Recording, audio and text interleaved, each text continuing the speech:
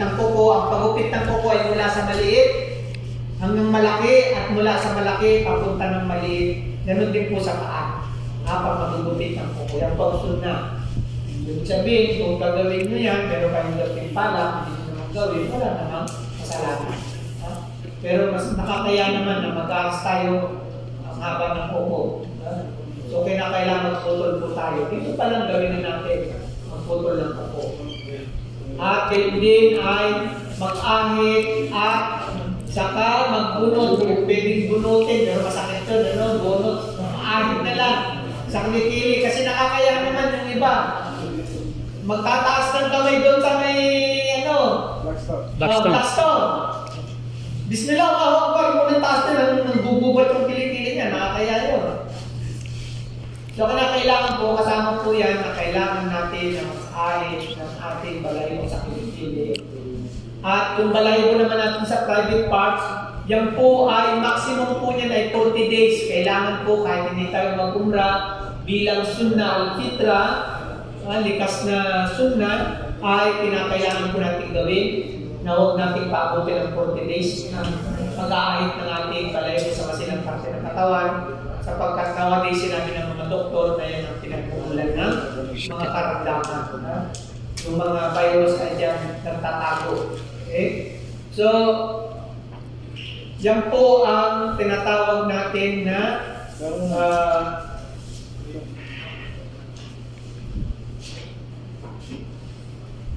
yung ating istasyon. Pupusa ito.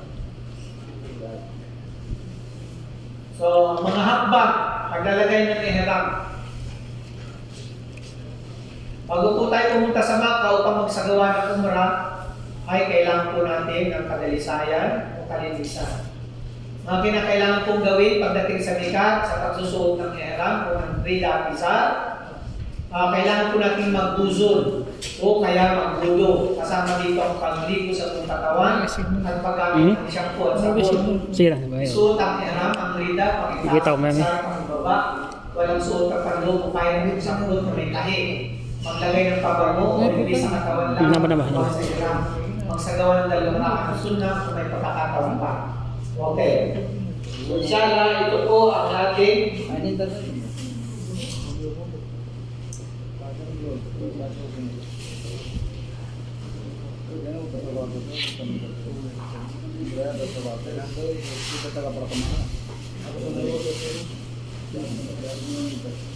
Bro, sirahin CR natin dito ha.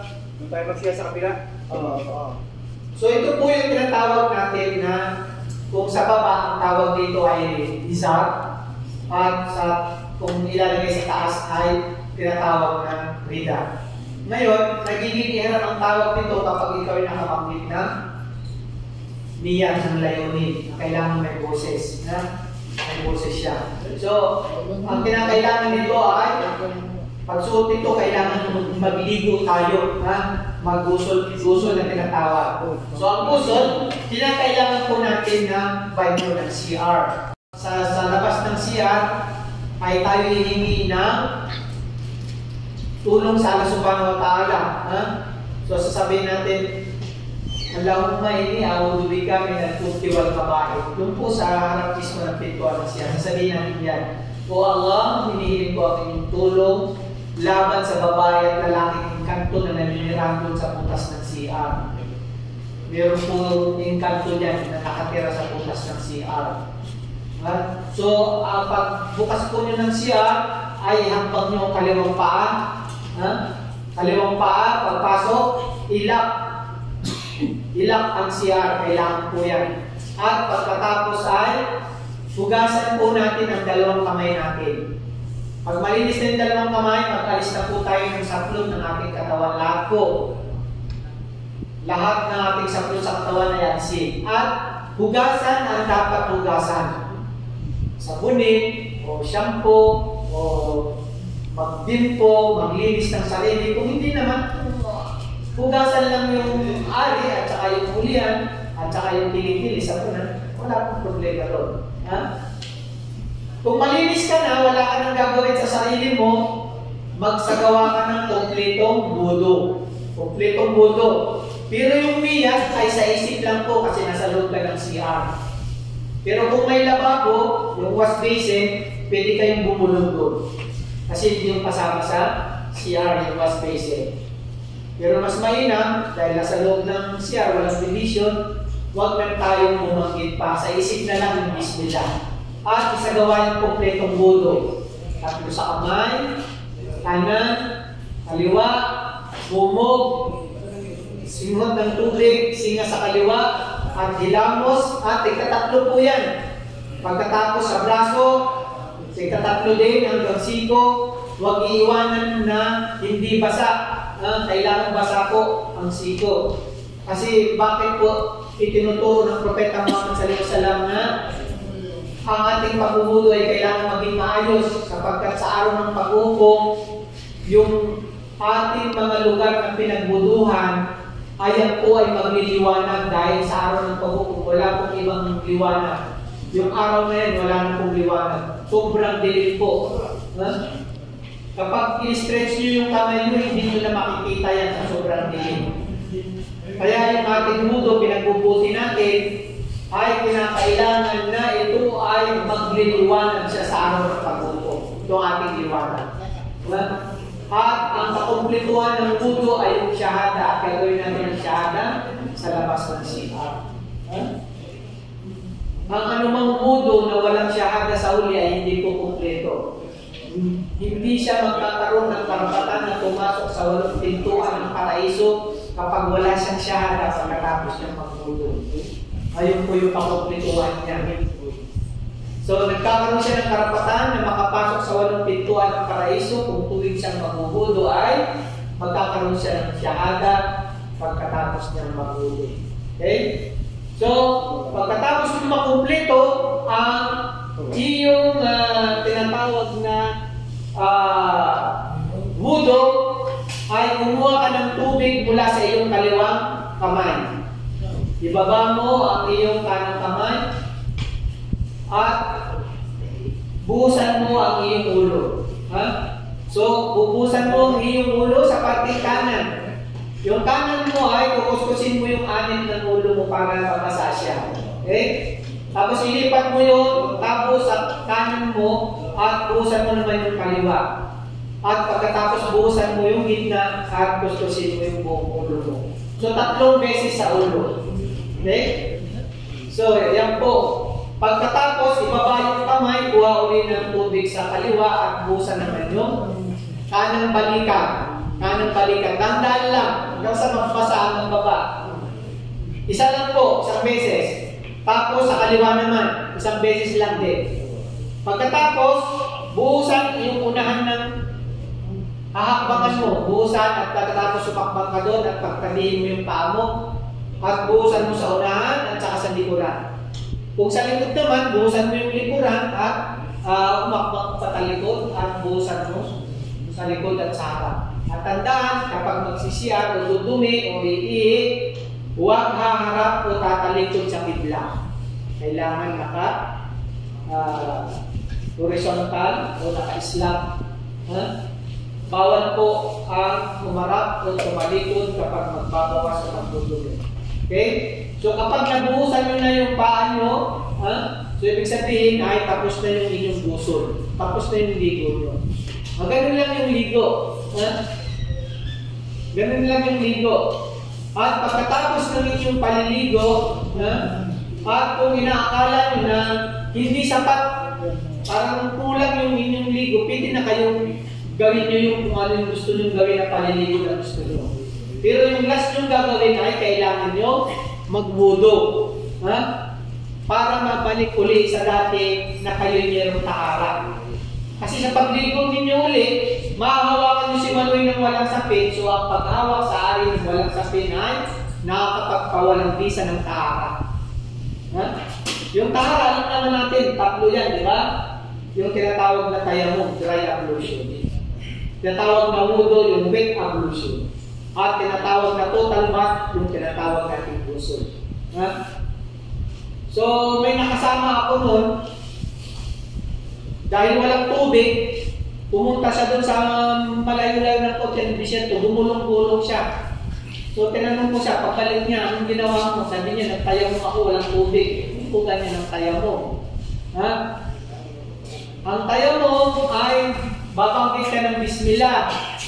Kung ang ibabaw ng lapisa mayroong alikabok, o lupa na malinis, buhangin, o bato, pwede kang tumapik doon, bismillah, sa salitaan ng bismillah, tumapik ka, bismillah. Kung maraming tumapik na alikabok, hipan mo. Kung meron pa rin, ipagpag mo. Ha? Pagpag mo. At wala pong problema kung ano yung unang padadaanan ng palad mo, pwedeng mukha ang mauna, pwedeng kamay. Subalit sa kamay ay mula sa dulo ng daliri papunta ng pulso. Ha? Mula sa dulo papunta rito, isa lang. At papunta rito. At padaanin sa mukha ng bagya at pagkatapos magsyata, pwede ka na magsala. Ganun lang, huwag kayong bumulong sa buhangin katulad ng kapatid natin. Ha? Ganyan lang po ang ating dry ablution. Ha? So, yung gusto naman, nabanggitan natin na kailangan ng CR. So, pag nakakumpleto na kayo, naayos nyo ng damit nyo. So, ang paglalagay po nito, maglalagay na kayo nito. Ano? So, iwasan po na lumapat sa baba sapagkat marami po nga gumagamit ng CR. So, kailangan makuha nyo yung pinakang gitna. At ilagay nyo muna sa itaas para sigurado kayo na hindi siya lalapat sa baba. Okay? So, pag nailagay nyo na sa taas, pag tabihin nyo yung magkabilang dulo, tapos ilagay nyo sa tabi. O, ilagay nyo sa tabi. Ibuka yung paa. Ibuka siya. Hawakan dito sa tabi at saka itiklog na ganito. Okay? So, iikot dito. At pag naramdaman nyo na kumapit siya, lagyan ng belt. Okay? Lagyan ng belt. At kung may belt bag ka, kasi diyan sa harang, meron kanya-kanyang niyat, meron diyang pumupunta para makakuha ng pera dahil alam niya yung mga maglas maraming pera. Kaya tumatanggap na kami rito. Okay. So, naiiyan mo na. So, paghakbang ka, free ka. Diba? Kasi nung nilagay mo ay nakabuka yung paa mo. So, kapag hindi mo pinuka yung paa mo at nilagay mo ito siya at saka ilano mo siya, paghakbang ka sa gutter, kakapit yung kakapit yung tela. Ha? So, kaya kailangan na nakabuka. So, ang isa pa na ginagawa nila, yung ginagawa natin, magkabilaan nilalagay siya. At tapos, pag kumapit na, ramdaman mo na pasikit na ng pasikit dahil pinapaano mo siya, lalagyan mo na siya ng bed. So, yun yung pangalawa. So, kaya laging makapal dito sa una kasi ito po kapag ka malakas sikat ng araw, lalo ngayon kasi nababanaan po si Manoy nakakaya. Kaya laging makapal dito sa unahan. So, pagka nalagay nyo na ito siya, so nalagay nyo siya, ilagay natin ng ayos.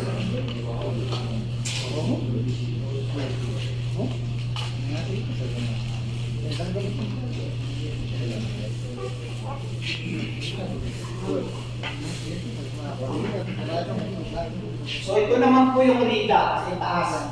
So, yung sinasabi nilang may tahi, meron po kasing nagbebenta na may garter. Pag yung may garter ay nilagay nyo sa baba, hindi po pwede yun. Kasi yung po tinatawag na may tahi. May tahi, ibig sabihin ay ginawa siya at gayon mo rin siya susuotin, hindi pwede. Ha? Pero kung yung may garter na yan, nilalagay mo siya bilang palabal, pwede. Pwede siya. O kung isa lang ang daladala mo at meron kang tub, pwede mo rin siyang gawing palabal. Ha? Yung tub. Kasi ang ibig sabihin ng may tahi ay ginawa siya at sinuot mo siya ayon sa pagkakagawa sa kanya. Yun yung tinatawag ng may tahi. Ha? So, ganun pa rin, itataas mo pa rin siya. Ha? At tatakpan mo muna siya kung hindi ka pa pupunta ng haram. At isang maiksi at saka isang mahaba. Ito yung pahawakan sa brother. Ha? So, kapag ka nandun ka na sa harap, kailangan mong ilabas yung kanang balikat mo. Ha? Natawag na intiba. So yung iba, iniipit nila sa kilikili o kaya isinusuot nila dun sa may belt. At ito yung pinapahawakan sa brother. Kailangan 5-5 lang ang miyembro ng grupo. Ha? Huwag masyadong mahaba kasi hindi naman pwedeng sabay-sabay kayo pupunta ron sa kaba. Kailangan talaga follow the leader talaga siya. So kailangan 5-5 lang kasi mayroong sumasagasa eh. So huwag kayong magpapasingit. Kasi once na nasingitan kayo, hindi na kayo magkikita. Kaya bago kayo pumasok, kailangan meron kayong palatandaan doon. Kung magkaiwalay na kayo, dito tayo bro magkikita. Kuhanin ng telephone number ng amis, kuhanin ng telephone number ng bawat magkakagrupo. Baka mamaya ikaw mag-isang nawawala. Bro, nasaan kayo? Nandito kami sa may tabi ng water cooler. O nandito ako sa tabi ng basurahan. O sige, pupuntahan kita dyan, inawala yung basura kasi ginawa yung tanda, basurahan. Yung gagawin mong panantandaan na yung hindi natatanggal. Ha? So kinakailangan siya. Kaya kapag tayo ay lalayo, habang lumalayo tayo, lalo na yung bus natin ay paparada dun sa bikat, pare-parehas yung lugar. So kinakailangan na meron kayong palatandaan na mataas o kaya mga palatandaan na hindi natatanggal. Huwag yung gawin yung basurahan kasi natatanggal yun. At kailangan nyo habang lumalayo kayo ay lumingon kayo sa likuran dahil hindi kayong kakarating sa inyong pangungkunan. At kailangan body-body kasi kapag mag-isa ka lang, iiwanan ka ng driver. Sacrifice ka. Pero kung kayo grupo-grupo, walang iwanan, hindi pwedeng iwanan ng driver yan dahil marami. At kapag nasa bus na, huwag paalisin ng bus nang wala yung katabi mo. Kailangan laging presence of mind na meron kayong katabi, meron kayong kasama. At ang ikot ay counterclockwise. Nandito ang kaba at dito ka. Labas yung kanan mo. Mag-uumpisa ang ikot doon sa Hajar al-Aswad. Sa unang ikot, ang sasabihin ay Bismillah, Allahu Akbar. Sa pangalawa, Allahu Akbar. So yun po ang gagawin natin. Kapag tayo ay iikot na ron sa magtatawag na tayo sa Kaaba. So ito po yung Rida at saka Isa. So paglabas nyo pala ng CR, kailangan nyo magsabi ng Gufranak. At kanan pa paglabas ng CR. Sabi nyo Gufranak. O Allah, ako'y patawarin mo dahil pinutol ko ang ating ugnayan. Kasi sa CR, bawal umimik, bawal kumanta, bawal magbuka ng bibig. Sapagkat nowadays, ang mga doktor nagsasabi sila ang pinakamaruming hangin at maraming merkubyo ay ang lugar ng CR. At talagang yung CR talaga, yan yung lugar ng syaitan na babae at syaitan na babae at saka syaitan na lalaki. Siyang ang inaatake niya yung mga binata, yung mga matagal nang hiwalay sa asawa, yun ang nangyayari dyan. Pag nasa loob ng CR at nagtagal, ako, re-raping niya yung sarili niya. Gagasan yung sarili niya. Alam niyo ba yung paghahasa sa sarili? Kasama yan sa sabaing kabakir, 70 malaking kasalanan. At kailangan yung manumbalik sa Ama kapag nagawa niya. So, kaya kinakailangan na tayo ay presence of mind palagi. Presence of mind palagi. So, kasunod natin. Itong tela ay huwag yung lalagyan ng pabango. Ang paglalagay ay sa katawan. Pagka meron pa kayong oras, pwede kayong magsala sa masjid ng 2 raka. Para sunna sa wudu. Ngunit kung nagmamadali kayo at nakakala yung late na kayo pagbalik sa bus, so kahit na hindi na. Option lang yan, option. Pero mas mainam kung may sasagawa nyo ang dalawang raka na sunna. Okay? So, banggitin ang layunin. Kapag wala na kayong gagawin sa inyong katawan, banggitin ang inyong layunin, ha? Labay ka operatan, matamatiang diha, ilalahats. Kasi, yan po ang pinaka-the best na hats dahil ang ginawa ng hats ng Propeta Muhammad sallallahu alaihi wasallam. Banggitin ito. At yung talbeya, ito ay kailangan babanggitin natin habang nandun tayo sa Mina. Sa audio po, nakairam tayo pero nasa Mina lang tayo. Ang sala, sa tamang oras at yung 4 na raka ay pinaiksi, 2 lang. So yan po. So sa ikasyam naman, ay ito na po ang doon na po tayo magpapadyan sa Mina. Pagkapadyan natin, pagsikat ng araw ay tutulak po tayo sa umaga sa Arafah. Pero yung mga matatanda, mga kababayan, nauuna na doon minsan. Iniiwasan nila yung sobrang dami ng tao. So mananatili po tayo sa Arafah, makikinig tayo ng khutbah, at tayo po ay mag-alala-sala at magpupuri at mananalangin po tayo doon. Paglipas ng tanghaling tapat, ay magsasala ng dur at asar, jama'ul takdim at kasar. Magkasama ang duhur at asar. At damihan ng dikir. Pero yung Maghrib at Isha magkasama, pero hindi doon gagawin sa Arafah. Doon po yun sa Musdalifah. Paglubog ng araw, hindi po talaga tayo makakalabas doon kasi mayroon pong guard at hinaharangan nila yung daan. Pag dilim, totally darkness na, tsaka yung bubuksan, sabay-sabay ang biyahe natin lahat palabas ng Arafah. At ito po yung ating biyahe. Ito po yung pagbabalik natin sa Mina. Galing tayo ng Arafah. So sa araw ng Arafah, ito yung ikasyam. Ito talaga yung hats ng Arafah. So ang gagawin natin, tatayo tayo doon. Pero hindi po kailangan akay tayo ng bundok ng Arafah. Kahit sa baba lang po, Arafah na rin yun. Arafah na rin yun. Yung tent natin ay Arafah na yun. Hindi na natin kailangan lumabas. Hindi katulad ng ginawa nitong iba na sila ay umaakyat pa. So, kinakailangan ay doon lang tayo sa tent natin, mananalangin tayo doon at ang ibang minsan doon ay merong lecture doon, merong dawa ang phone. So, gagawin natin yun. So, pagdating sa Musdalifah, magsasala ng Maghrib at Isha, magkasama din po. At pinaiksi ang Isha, 2 raka lang.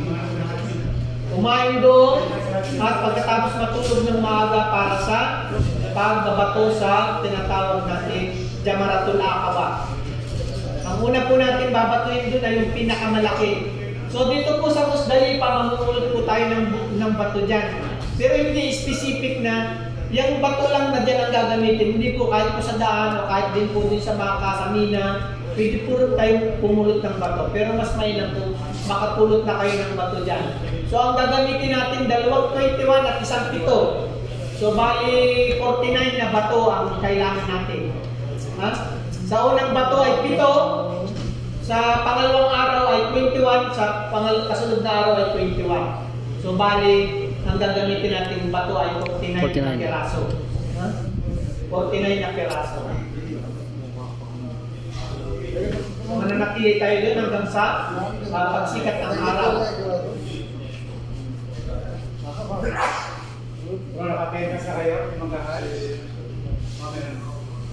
Okay na makita.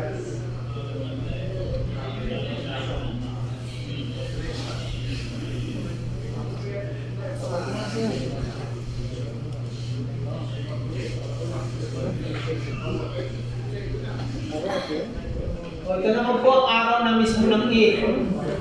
So, magsasala ng Fajr at pagkatapos ay lilisanin natin ang Musdalifah, sikat na yung araw. Pero dahil sa dami nga ng tao minsan, alas 2 pa lang, basta lumampas na yung alas 12, maalis na yung iba eh. Iniiwasan na yung sobrang dami ng tao. Pero ang mainam ay pagsikat ng araw talaga aalis ng Musdalifah. Matapang umaalis doon, siyempre, sasabihin yung talbiya, labig Allah, malabig, laging sasabihin natin yan. Hanggang makita natin. Tingnan ang flow ng traffic. Kapag marami dito sa Bukana, huwag kayong sumugod doon. Lampasan nyo yun doon kayo sa likod.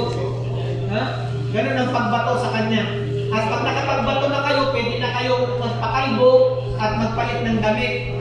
At kung malakas pa kayo, pwede kayong pumunta na Maka at magsigawa kayo ng ifada, tawakan ng Hajj. Ha? So yan po. So nag-ikamat na sakit. So ang pagbato sa 11, kapag bumato po kayo dito sa maliit, nakapagbato kayo ng 7. So sa unang araw po yan, ang babatuin lang natin na yung malaki.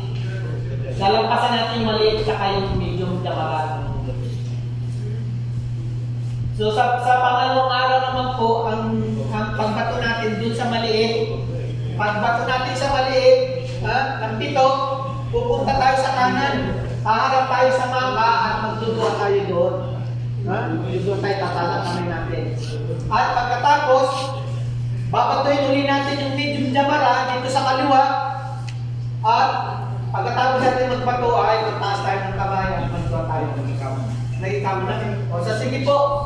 So nandito lang kapatid, inshallah, at nag-ikamat na raw para hapon tayo inshallah. Subhanakallahu wa bihamdik, asyhadu an la ilaha illa anta, astaghfiruka wa atubu ilaik. Assalamualaikum warahmatullahi wabarakatuh. Waalaikumsalam.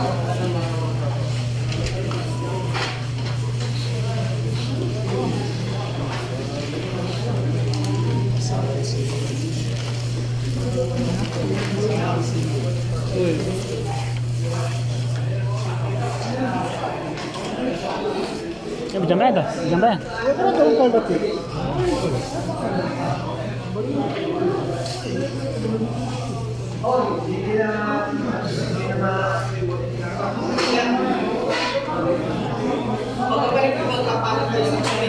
Kasi ang bawat isa po sa inyo ay tatanungin ispat sa base. Ang chichikan yung mga papeles nyo, meron kayong pasuri, meron kayong vaccine. Tatanungin po kaya sa sigurado. Malilingurado sa ispat sa base.